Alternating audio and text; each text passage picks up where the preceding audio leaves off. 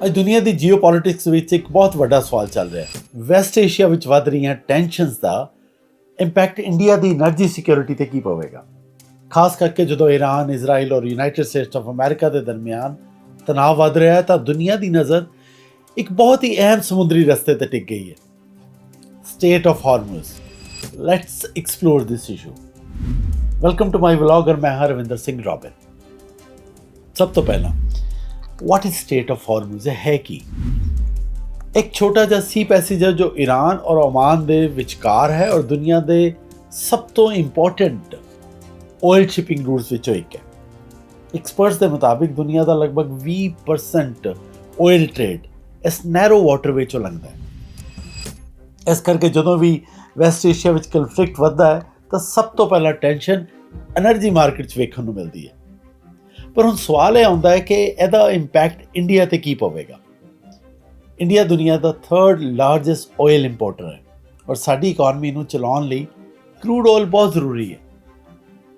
ਹੁਣ ਸਰਕਾਰੀ ਸੂਤਰਾਂ ਦੇ ਮੁਤਾਬਕ ਇਸ ਵੇਲੇ ਪੈਨਿਕ ਕਰਨ ਦੀ ਲੋੜ ਨਹੀਂ ਹੈ। ਗਵਰਨਮੈਂਟ ਸੋਰਸਿਸ ਕਹਿੰਦੇ ਨੇ ਕਿ ਇੰਡੀਆ ਕੋਲ ਕਰੂਡ ਆਇਲ ਔਰ ਰਿਫਾਈਨਡ ਪੈਟਰੋਲੀਅਮ ਪ੍ਰੋਡਕਟਸ ਮਿਲਾ ਕੇ ਕਾਫੀ ਬਫਰ ਸਟਾਕ ਮੌਜੂਦ ਹੈ।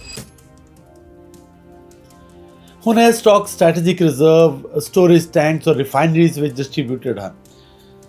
ਹੁਣ ਜੇ ਅਸੀਂ ਕਰੰਟ ਸਿਚੁਏਸ਼ਨ ਦੀ ਗੱਲ ਕਰੀਏ ਤਾਂ ਕੁਝ ਸੋਸ਼ਲ ਮੀਡੀਆ ਰਿਪੋਰਟਸ ਔਰ ਇੰਟਰਨੈਸ਼ਨਲ ਨਿਊਜ਼ ਏਜੰਸੀਜ਼ ਦੇ ਮੁਤਾਬਿਕ ਹਾਲ ਹੀ ਵਿੱਚ ਕੁਝ ਇੰਡੀਆ ਬਾਉਂਡ ਆਇਲ ਟੈਂਕਰਸ ਨੇ ਟੈਂਸ਼ਨ ਦੇ ਬਾਵਜੂਦ ਸਟੇਟ ਆਫ ਹਾਰਮੁਜ਼ ਕ੍ਰਾਸ ਕੀਤਾ ਹੈ। ਰਿਪੋਰਟਸ ਦੇ ਮੁਤਾਬਿਕ 2 ਟੈਂਕਰ ਲਗਭਗ 3 ਮਿਲੀਅਨ ਬੈਰਲ ਕਰੂਡ ਆਇਲ ਲੈ ਕੇ ਇੰਡੀਆ ਵੱਲ ਆ ਰਹੇ ਸਨ ਤੇ ਉਹਨਾਂ ਨੇ ਸਿਕਿਉਰਿਟੀ ਰਿਸਕ ਦੇ ਕਾਰਨ ਆਪਣਾ ਸ਼ਿਪਿੰਗ ਟਰੈਕਿੰਗ ਟਰਾਂਸਪੋਰਟਰ ਵੀ ਟੈਂਪਰੇਰੀ ਸਵਿਚ ਆਫ ਕੀਤਾ ਸੀ। ਇੱਕ ਟੈਂਕਰ ਤਾਂ ਸੇਫ ਟ੍ਰਾਂਜ਼ਿਟ ਕਰਕੇ ਮੁੰਬਈ ਪੋਰਟ ਤੱਕ ਪਹੁੰਚ ਗਿਆ, ਜਿਸ ਨਾਲ ਇਹ ਸੰਕੇਤ ਮਿਲਦਾ ਹੈ ਕਿ ਭਾਵੇਂ ਟੈਂਸ਼ਨ ਵਧੀ ਹੋਈ ਹੈ ਪਰ એનર્ਜੀ ਸਪਲਾਈ ਰੂਟਸ ਪੂਰੀ ਤਰ੍ਹਾਂ ਬੰਦ ਨਹੀਂ ਹੋਏ ਹੈ।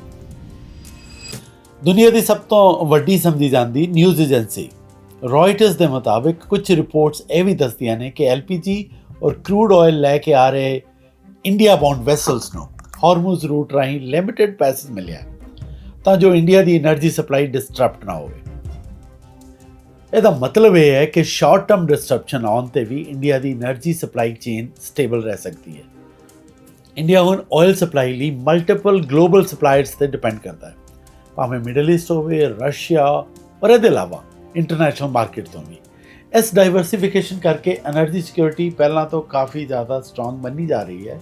ਪਰ ਕਰੰਟ ਸਿਚੁਏਸ਼ਨ ਕੀ ਹੈ? ਇਸ ਦੌਰਾਨ ਭਾਰਤ ਦੇ ਕਈ ਸ਼ਹਿਰਾਂ ਵਿੱਚ ਗਰਾਊਂਡ ਸਿਚੁਏਸ਼ਨ ਦੀ ਚਰਚਾ ਵੀ ਵਿਸ਼ਾ ਬਣੀ ਹੋਈ ਹੈ। ਤਾਜ਼ਾ ਨਿਊਜ਼ ਰਿਪੋਰਟਸ ਦੇ ਮੁਤਾਬਿਕ ਦਿੱਲੀ, ਨੋਇਡਾ, ਪੁਣੇ, ਕਾਨਪੁਰ ਔਰ ਮੁਲਕ ਦੇ ਕੁਝ ਹੋਰ ਸ਼ਹਿਰਾਂ ਵਿੱਚ LPG ਸਿਲੰਡਰਸ ਲਈ ਗੈਸ ਏਜੰਸੀਜ਼ ਦੇ ਬਾਹਰ ਲਾਈਨਸ ਲੱਗੀਆਂ ਨਜ਼ਰ ਆ ਰਹੀਆਂ ਨੇ। ਇਹਨੂੰ ਹੁਣ ਪੈਨਿਕ ਬਾਇੰਗ ਔਰ ਸਪਲਾਈ ਡਿਲੇਜ਼ ਕਰਕੇ ਵੀ ਕਈ ਥਾਵਾਂ ਦੇ ਲੋਕਾਂ ਨੂੰ ਇੰਤਜ਼ਾਰ ਕਰਨਾ ਪੈ ਰਿਹਾ, ਇਸ ਤਰ੍ਹਾਂ ਸਮਝਿਆ ਜਾ ਰਿਹਾ ਹੈ। ਹਾਲਾਂਕਿ ਸਰਕਾਰ ਇਹ ਕਹਿ ਰਹੀ ਹੈ ਕਿ ਦੇਸ਼ ਵਿੱਚ ਕੁਕਿੰਗ ਗੈਸ ਔਰ ਸਪਲਾਈ ਐਡੁਕੇਟ ਹੈ। ਐਕਸਪਰਟਸ ਦਾ ਕਹਿਣਾ ਹੈ ਕਿ ਇਸ ਵੇਲੇ ਸਿਚੁਏਸ਼ਨ ਕੰਪਲੀਟਲੀ ਬਲੌਕ ਨਹੀਂ ਹੋਈ ਹੈ। ਕੁਝ India bound oil tankers strait of Hormuz cross ਕਰਕੇ ਇੰਡੀਆ ਤੱਕ ਪਹੁੰਚ ਹੀ ਰਹੇ ਨੇ, ਪਰ ਸਿਕਿਉਰਿਟੀ ਰਿਸਕ ਕਰਕੇ, ਜੀਓਪੋਲਿਟਿਕਸ ਟੈਂਸ਼ਨ ਕਰਕੇ ਸ਼ਿਪਿੰਗ ਕੰਪਨੀਜ਼ ਐਕਸਟਰਾ ਪ੍ਰੀਕਾਸ਼ਨਸ ਲੈ ਰਹੀਆਂ ਨੇ। ਪਰ ਜੀਓਪੋਲਿਟਿਕਸ ਦੀ ਦੁਨੀਆ ਵਿੱਚ ਇੱਕ ਗੱਲ ਹਮੇਸ਼ਾ ਯਾਦ ਰੱਖਣੀ ਚਾਹੀਦੀ ਹੈ, ਜੇ ਸਟੇਟ ਆਫ ਹਾਰਮੁਜ਼ ਵਿੱਚ ਇੰਸਟੈਬਿਲਿਟੀ ਵੱਧਦੀ ਹੈ ਤਾਂ ਗਲੋਬਲ ਆਇਲ ਪ੍ਰਾਈਸਿਸ ਦੇ ਪ੍ਰੈਸ਼ਰ ਜ਼ਰੂਰ ਆਏਗਾ ਅਤੇ ਆਇਲ ਪ੍ਰਾਈਸਿਸ ਵਧਣ ਦਾ ਇੰਪੈਕਟ ਆਖਿਰਕਾਰ ਦੁਨੀਆ ਦੀਆਂ ਇਕਨੋਮੀਜ਼ 'ਤੇ ਪਏਗਾ। ਇਸ ਲਈ ਵੈਸਟ ਏਸ਼ੀਆ ਦੀ ਸਿਚੁਏਸ਼ਨ ਸਿਰਫ ਰੀਜਨਲ ਕਨਫਲਿਕਟ ਨਹੀਂ ਹੈ, ਇਹ ਗਲੋਬਲ ਇਕਨੋਮੀ ਲਈ ਇੱਕ ਵੱਡਾ ਫੈਕਟਰ ਹੈ। ਤੁਹਾਨੂੰ ਅੱਜ ਦਾ ਐਨਾਲਿਸਿਸ ਕਿਵੇਂ ਲੱਗਾ? ਆਪਣੇ ਵਿਚਾਰ ਸਾਡੇ ਸੋਸ਼ਲ ਮੀਡੀਆ ਹੈਂਡਲਸ 'ਤੇ ਜ਼ਰੂਰ ਸ਼ੇਅਰ ਕਰਿਓ ਔਰ ਮੈਂ ਹਾਂ ਰਵਿੰਦਰ ਸਿੰਘ ਰੋਬਿਨ। ਫਿਰ ਮਿਲਾਂਗੇ ਇੱਕ ਹੋਰ ਇੰਟਰਸਟਿੰਗ ਗਲੋਬਲ ਸਟੋਰੀ ਦੇ ਨਾਲ। ਤਦ ਤੱਕ ਰੱਬ ਰਾਖਾ।